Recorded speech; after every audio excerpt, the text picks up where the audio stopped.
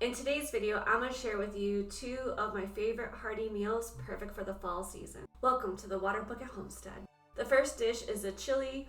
We are going to take a tablespoon of butter, let it melt in a pan, and we're going to saute some onions. I like sweet onion, yellow onion, or Vidalia onion the best, and we will caramelize them. The onions are slightly caramelized, which is fine. Now I'm going to add 1 pound of ground beef. I found mine from a local dairy farm. You can Google where to find a half cow, quarter cow, whole cow, or where to find a dairy farm, and there you'll find they'll have a variety of meat cuts. Mine carries the ground beef. I like to go to my dairy farm about once a month. I'll just buy out all the meat I need for a month or 2, put it in my freezer, and use it as I need it. If you're new here, welcome. My name is Laura, and I'm on a journey to living on a homestead. If you'd like to follow my journey, please subscribe so you'll never miss out on a video. I usually share videos on the food that I find from my local farmers market and farms and the meals that I create from them. I share my prepper pantry, how I cycle through it, how I grocery shop, and other little tips and tricks to be prepared for any emergency that may happen around your home. Now we're going to add chopped green pepper and give that a mix. Comment down below and let me know, what do you like to put in your chili? Now that the meat has been browned, I'm going to add a little bit of salt,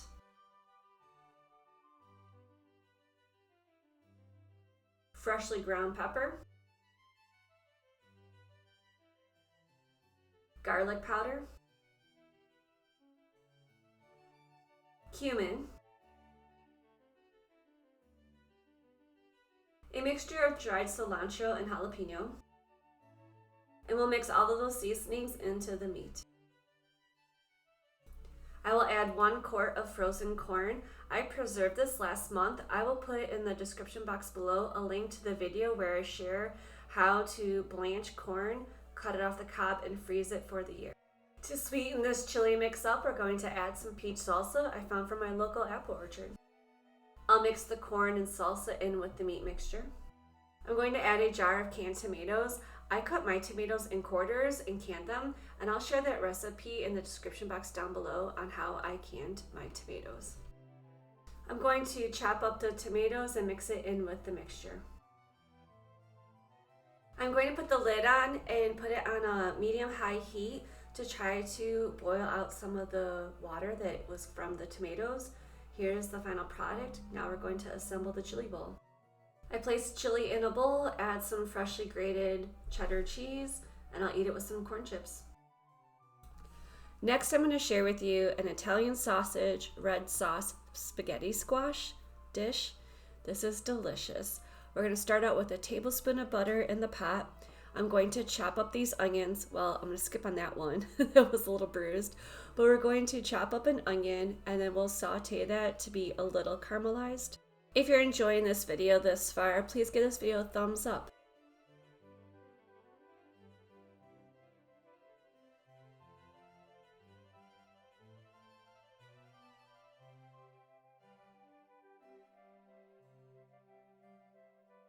We will lightly caramelize the onions. I'll chop up a green bell pepper.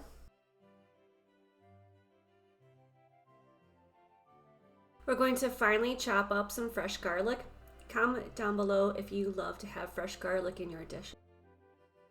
Then we'll add the garlic to the sauteing onions.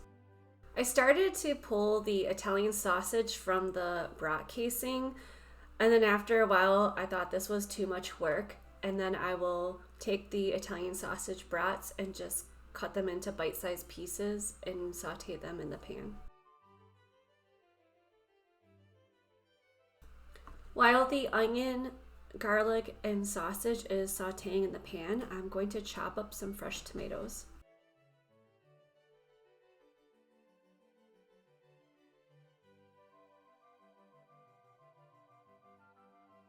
Then we'll add the diced tomatoes to the meat and sausage onion mixture. I'm going to add some seasoning, and I don't measure, I just kind of sprinkle it. So there's a lot of basil, a little parsley, a little bit of oregano, some salt and pepper.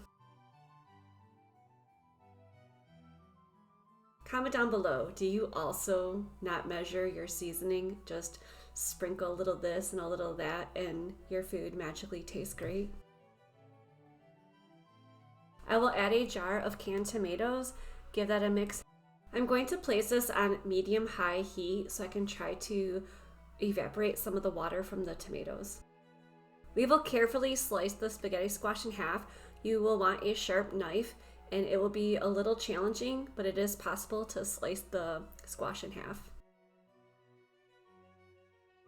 You will carefully pull apart the squash. If you want, you can save the squash seeds. You can bake them in the oven. I believe it's 200 degrees Fahrenheit for maybe 10 minutes or so. I will eventually share a recipe for that, and you can put salt on them or any other spices you would like to put on your seeds. We are going to scrape out the guts of the squash and make sure the inside is clean.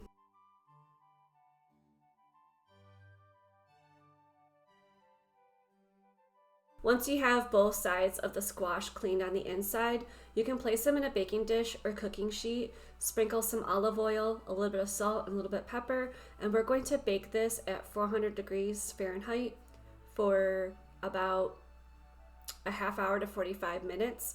You'll be able to put a fork inside the squash and it should be a little soft to the touch. I'm going to make some homemade pesto to add to my sauce. I will have the recipe linked in the description box down below so that you can get the exact measurements. I basically pour some olive oil into a mini processor, shove it full of basil, grind that up a little bit. I will add a little bit of salt and pepper, some garlic, walnuts, crush that all up until it's all blended together.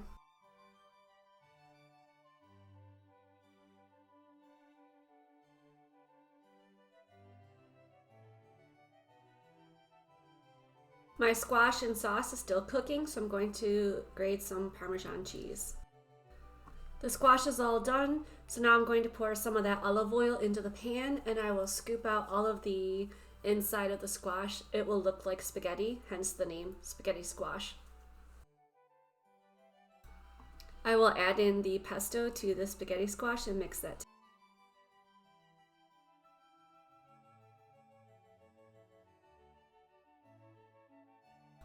We're going to add a little bit of red pepper flakes to the mixture.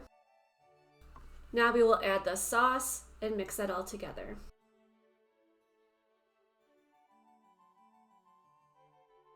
We will top off this dish with freshly grated Parmesan cheese, mix that all together. This makes a lovely meal. You can put it in the refrigerator, eat it for a couple of days. You can also bag it and freeze it, pull it out, and eat it later in the month. It is a delicious meal for a fall cozy day. Comment down below which recipe is your favorite that you can't wait to try. I will tell you that both are delicious, but the Italian sausage, tomato sauce, and spaghetti squash was my favorite. I couldn't end this video without sharing with you one of my favorite fall desserts. A caramel apple from the local orchard is just divine. Let me know, do you eat your caramel apple or do you cut up into slices like I do?